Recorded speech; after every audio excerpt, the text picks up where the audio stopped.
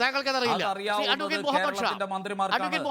കേരളത്തിലെ സർക്കാർ UDF അടക്കം ഒരുമിച്ച് നിന്നുകൊണ്ട് ബില്ല് പാസ്സാക്കുന്നു. അത് ഇടുക്കിയിലെ കർഷകർക്ക് വേണ്ടിയുള്ള വർഷങ്ങളെ 6 പതിറ്റാണ്ടുള്ള സുരേഷ് നേരത്തെ സൂചിപ്പിച്ചതുപോലെ 6 പതിറ്റാണ്ട് കാത്തിരുന്നതിന് ശേഷം വരുന്ന ഒരു ഭേദഗതി.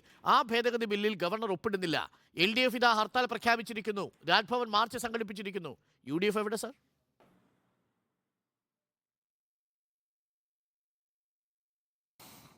പിന്നെ അരുൺ, ഞാൻ ഇതിൻ്റെ 2-3 വശങ്ങൾ പറയേണ്ടതുണ്ട്. അത് പറയാതെ പോകാൻ പറ്റില്ല. ഈ 2016 പിണറായി വിജയൻ സർക്കാർ വന്നതിന് ശേഷം കർഷകർക്കുണ്ടായ ഈ വലിയ ബുദ്ധിമുട്ട്, ഈ ബുദ്ധിമുട്ട് അന്നുവരെ തടസ്സമൊന്നുമില്ലാതെ കൺസ്ട്രക്ഷനൊക്കെ നടന്നുകൊണ്ട് പോയിരുന്നതിന് ശേഷം കർഷകർക്ക് ബുദ്ധിമുട്ടുകളുണ്ടായി. ആ ബുദ്ധിമുട്ടുകളുണ്ടായതിനു ശേഷം ഈ ലാൻഡ് അസൈൻമെൻറ്റ് അമെൻമെൻറ്റ് ബില്ല് 2023 അവതരിപ്പിച്ചു. അതിനുണ്ടാക്കിയ ഡിലേ തന്നെ തെറ്റായൊരു കാര്യമാണ്. ജനങ്ങൾക്ക് ഈ നിയമത്തിൽ മാത്രമല്ല, ലാൻഡ് റിഫോംസ് ആക്റ്റുമായി ബന്ധപ്പെട്ടും മറ്റു വിഷയങ്ങളിലൊക്കെ ഒക്യുപ്പൈ ചെയ്യുന്ന ഭൂമിയിൽ അവർക്ക് നിലനിൽക്കാൻ പറ്റാത്ത സാഹചര്യം പലയിടത്തുമുണ്ട്, പട്ടയമുള്ള ഭൂമി. അപ്പോൾ അത്തരം കാര്യങ്ങളിലൊന്നും നടപടി സ്വീകരിക്കുന്നതിന് ഒരു വലിയ ഡിലേ ഉണ്ടായി. എത്ര ഉത്തരവാദിത്തത്തോടെയാണ് UDF അതിനോട് അപ്രോച്ച് ചെയ്തത്? ഒരു ജനകീയ വിഷയത്തിൽ, ജനങ്ങളെ ബാധിക്കുന്ന വിഷയത്തിൽ ആ ബില്ലിനെ പൂർണ്ണമായും പിന്തുണച്ചുകൊണ്ട് ആ ബില്ല് പാസ്സാക്കുന്നു. ഇവിടെ നടക്കുന്ന കളി എന്താണെന്ന് മനസ്സിലായോ? ഗവർണർ അവസരത്തിൽ ഇപ്പോൾ ഒരു പുതിയൊരു തെരഞ്ഞെടുപ്പ് വരാൻ പോകുന്നു. ഈ തെരഞ്ഞെടുപ്പിൻ്റെ വേളയിൽ റോഡിലിറങ്ങി സമരം ചെയ്ത് ഒരു എന്താ പറയുക, ഒരു സ്പേസ് ക്രിയേറ്റ് ചെയ്യുകയാണ് ഇടതുപക്ഷത്തിന് സ്പേസ് ക്രിയേറ്റ് ചെയ്ത് കൊടുക്കുന്ന ജോലിയാണ് ഗവർണർ ചെയ്തുകൊണ്ടിരിക്കുന്നത്. സത്യത്തിൽ ഇപ്പോൾ എന്താ ചെയ്യുന്നതെന്ന് മനസ്സിലായോ? അതായത് ഈ ബില്ല് പാസ്സായാലും കുഴപ്പമില്ല, അല്ല ബില്ല് ഗവർണർ ഒപ്പിട്ടാലും കുഴപ്പമില്ല, ഒപ്പിട്ടില്ലെങ്കിലും കുഴപ്പമില്ല, ഞങ്ങൾ അതിശക്തമായി ബില്ല് നടപ്പാക്കാനുള്ള നടപടി സ്വീകരിച്ചു. അതിന് ഗവർണർക്കെതിരെ ഞങ്ങൾ ഹർത്താൽ പ്രഖ്യാപിച്ചു. ഗവർണറുടെ ഇടുക്കിയിൽ നിന്ന് ഞങ്ങൾ അസഭ്യം വിളിച്ചു. അപ്പോൾ ഇടുക്കിക്കാരായ കർഷകർ മനസ്സിലാക്കിക്കോളൂ, ഞങ്ങൾ നിങ്ങൾക്ക് വേണ്ടി ഭയങ്കരമായ ഒരു വലിയ ത്യാഗമെടുത്ത് ചെയ്തു എന്ന് വരുത്തി തീർക്കണം. അതിന് തെരഞ്ഞെടുപ്പിന് മുന്നോടി പറയുന്നൊരു കാര്യമാണിത്. അതിന് ഗവർണർ അതിന് വഴി ഒരുക്കി കൊടുക്കുകയാണ്. ഗവർണറുടെ ജോലി അതാണ്. ആ ചെയ്യുന്ന ജോലിയാണ് ചെയ്തത്. ഇവരെ സംബന്ധിച്ച് അതായത് ഇത്രയും കാലം ഡിലേ ആയതിൻ്റെ കാരണം പോലും നമ്മൾ വ്യക്തമാണ്. 2018 മാറ്റങ്ങൾക്ക് ശേഷം ഈ കഴിഞ്ഞ 5 വർഷത്തിന് ശേഷമാണ് ഇതൊക്കെ ഉണ്ടാകുന്നത്. ഇനി രണ്ടാമത്തെ ഒരു വിഷയം, BJPയെ സംബന്ധിച്ച് അവർക്ക് കേരളത്തിൽ പ്രത്യേകിച്ച് സാധ്യതയൊന്നുമില്ല. പിന്നെ അവരുടെ രാഷ്ട്രീയം തന്നെ ജനകീയ പ്രശ്നങ്ങളല്ലല്ലോ. അവരുടെ രാഷ്ട്രീയം മതപരമായും ജാതിപരമായിട്ടും വേർതിരിവുകളുണ്ടാക്കി എങ്ങനെ ജയിച്ചു വരാം, അതിനൊരു പ്രൊജക്ഷൻ കൊടുക്കുക, ആ പ്രൊജക്ഷനിലൂടെ എങ്ങനെ വിജയിക്കാമെന്നുള്ള തന്ത്രം മാത്രമേ അവരുടെ കയ്യിലുള്ളൂ. കേരളത്തിൽ അവർക്ക് യാതൊരു കമ്മിറ്റ്മെൻറ്റും അവർക്ക് ഒന്നിനോടുമില്ല. ആ BJPയുടെ ഏജൻ്റായി ഇവിടെ വന്ന് ഒരു അപ്പോയിൻ്റ് ആയിട്ട് ഇവിടെ വരുന്ന ഒരു ഗവർണർക്ക് കേരളത്തിലെ ജനങ്ങളോട് യാതൊരു കമ്മിറ്റ്മെൻറ്റും ഉണ്ടാകില്ല എന്ന കാര്യത്തിൽ യാതൊരു തർക്കവുമില്ല. ആ ജനങ്ങൾ ഓരോ കർഷകരുടെയും പ്രശ്നത്തിൻ്റെ പ്രാധാന്യം എന്താണെന്ന് തൊട്ടറിയാൻ കഴിയാത്ത ഒരു പാർട്ടി, ആ പാർട്ടിയിലെ പാർട്ടിയുടെ അവരുടെ സർക്കാരിൻ്റെ പ്രതിനിധിയായിട്ട് ഇവിടെ വന്നിരിക്കുന്നു. അവർക്കിത് മനസ്സിലാവില്ല. അപ്പോൾ അവർ എല്ലാ കാലത്തും കേരളത്തിലിപ്പോൾ കേരളത്തിനോടുള്ള അവഗണനയുടെ സ്ഥിതി നിങ്ങൾ മനസ്സിലാക്കിക്കോളൂ. ഞാൻ കഴിഞ്ഞ ദിവസം നോർത്ത് ഇന്ത്യയിൽ ഒരു ട്രെയിനിൽ യാത്ര ചെയ്യാൻ വേണ്ടിയൊരു സാഹചര്യം ഉണ്ടായി.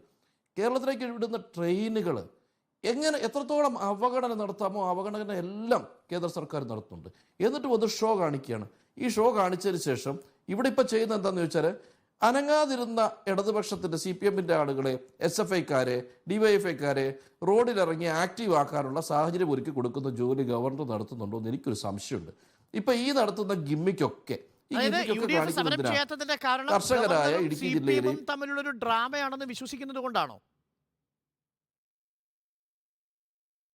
ഗവർണർ ഇത് തടഞ്ഞു വെക്കുന്നതിന് ഗവർണർക്ക് ഒരു റീസണും ഇല്ലല്ലോ.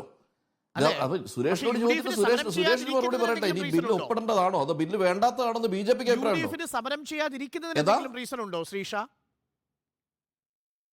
അല്ല, UDF സമരങ്ങളൊക്കെ ചെയ്യുന്നുണ്ട്. ഇന്നിപ്പോ ഹർത്താൽ പ്രഖ്യാപിച്ചത് ഞാൻ ഇത് മുമ്പ് ഇതുപോലെ ഇന്ന് അവർ ഹർത്താൽ ചെയ്തുകൊണ്ട് ലാൻഡ് അസൈൻമെന്റ് ഭേദഗതി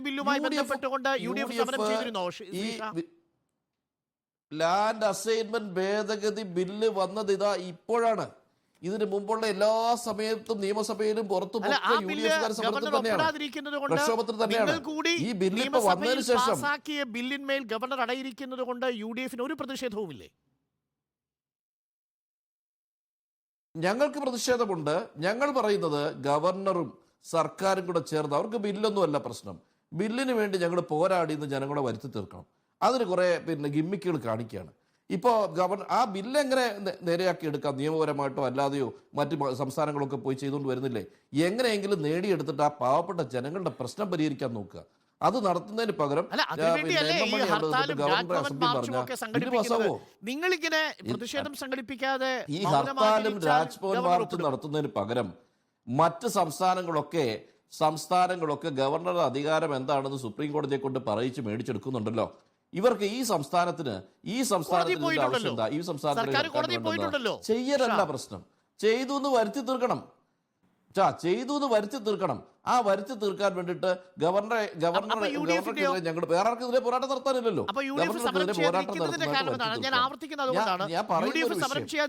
ഗവർണറും LDF തമ്മിലുള്ള നാടകമാണ്, അതിന്റെ ഭാഗമാകേണ്ടതില്ല എന്നുള്ളതുകൊണ്ടാണ്. ചെയ്യാൻ UDF കൂടെ പിന്തുണച്ച ബില്ലല്ലേ അരുണ ഇത്? UDF കൂടെ പൂർണ്ണമായും പാസാക്കി BJPക്ക് അംഗങ്ങളില്ലാത്തൊരു സ്ഥലത്ത്. അപ്പൊ ആ ബില്ലില് UDF ആ ബില്ലിനോടൊപ്പം നിൽക്കുകയാണ്. ഇത് മാത്രമല്ലെന്നേ, വേറെ പല വിഷയങ്ങളും UDF ഉന്നയിച്ചിട്ടുണ്ട്. ഇടുക്കിയിലെ വിഷയത്തിലേക്കാണ് വരുന്നത്. ഇടുക്കിയിലെ ഹർത്താലും പ്രതിഷേധവും ഒക്കെ LDFന്റെ ഭാഗത്തു നിന്ന് മാത്രമേ കാണുന്നുള്ളൂ. UDF ആ വിഷയത്തിൽ ഒരു നാടകമാണ് എന്ന് പറഞ്ഞ് പിന്മാറി നിൽക്കുന്ന കാഴ്ചയാണ് നമ്മൾ കാണുന്നത്. അത്ര മതിയത്രേ ഉള്ളൂ. ഞാൻ ചോദിച്ചതേ ഉള്ളൂ. സമരം പ്രഖ്യാപിക്കേണ്ടതൊക്കെ അതാത് മുന്നണികളുടെ താല്പര്യമാണ്. നിങ്ങൾക്ക് ജോയ്സിനോട് തിരിച്ചു ചോദിച്ചു, അല്ല ഇനിയിപ്പോ ആരെങ്കിലും ഇറക്കിയിട്ട് MM മണി വിളിച്ച് ഒരു അസഭ്യം വിളിക്കണം, അതാണോ നിങ്ങൾ ഉദ്ദേശിക്കുന്നത്? ഉദ്ദേശിക്കുന്നത് അങ്ങനെയാണ്.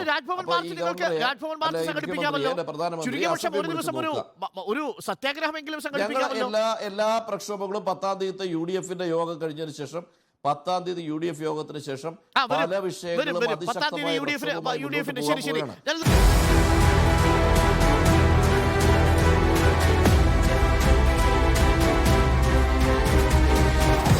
Debate with Arun Kumar.